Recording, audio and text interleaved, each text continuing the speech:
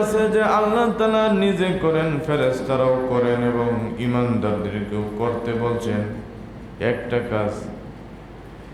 ইন্নাল্লাহা ওয়া মালাইকাতাহু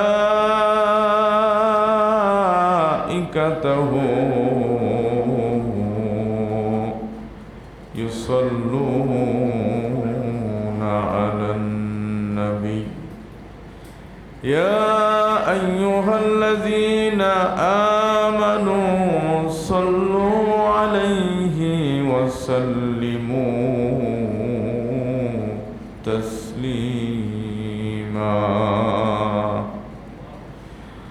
কোরআনে কারীমের মধ্যে একটা আমল আছে যে আমলটা আল্লাহ রাব্বুল আলামিন নিজে করেন, ঘোষণা দিলেন, ফেরেশতারাও করেন, ঈমানদারদেরকে বলেন তোমরা আমার নবীর উপরে দুরূদ শরীফ পাঠ করো। আল্লাহর রাসূল বলেন যে ব্যক্তি আমার উপরে একবার দুরূদ শরীফ পাঠ করবে আল্লাহ তাআলা তার উপরে 10টা রহমত নাজিল করবে। আল্লাহর রাসূল বলেন ওই আমার উম্মত, হাসরের ময়দানে সবচেয়ে বেশি ফজিলতওয়ালা হবে যারা আমলনামার মধ্যে সবচেয়ে বেশি দুরূদ শরীফ আছে।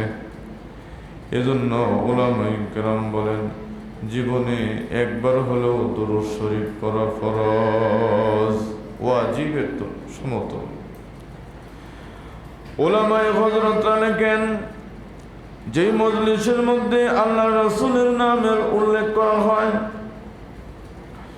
যেই মজলিসের মধ্যে আল্লাহ রাসূলের নাম উচ্চারণ হয়, ওই মজলিসের মধ্যে প্রথমবার দুরূদ শরীফ পাঠ করা ওয়াজিব। এরপরে যদি বারংবার তার নামের উচ্চারণ হয়, বারংবার দুরূদ শরীফ পড়া মুস্তাহাব। কুরআন শরীফের আয়াতে কারিমা তেলাওয়াত করেছি, আল্লাহ তাআলা ফয়সালা করেন ইবাদত হবে একমাত্র আল্লাহ তাআলার, আর সদাচরণ হবে মা আর বাবার সাথে। আল্লাহ রাসূল সাল্লাল্লাহু আলাইহি ওয়াসাল্লামের মজলিসের মধ্যে কবিরা গুনাহের আলোচনা হচ্ছিল, কোন গুনাহগুলি সবচেয়ে বড়, অথবা কোন